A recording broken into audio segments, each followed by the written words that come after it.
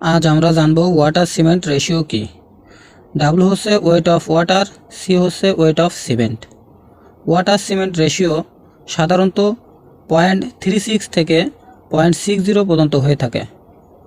Water cement ratio বা ডাব্লুসি 0.45 এর অর্থ হলো 100 কেজি সিমেন্টে 45 লিটার পানি প্রয়োজন। আবার ডাব্লুসি 0.50 এর অর্থ হলো 100 কেজি সিমেন্টে 50 লিটার পানি প্রয়োজন।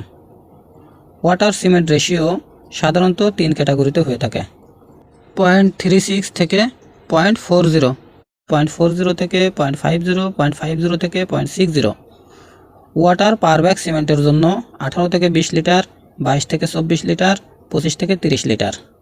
1-1.5-3 রেশিওতে সাধারণত 22 লিটার পানি ব্যবহার হয়ে থাকে এবং 1-2-4-এ 24 লিটার পানি ব্যবহার হয়ে থাকে।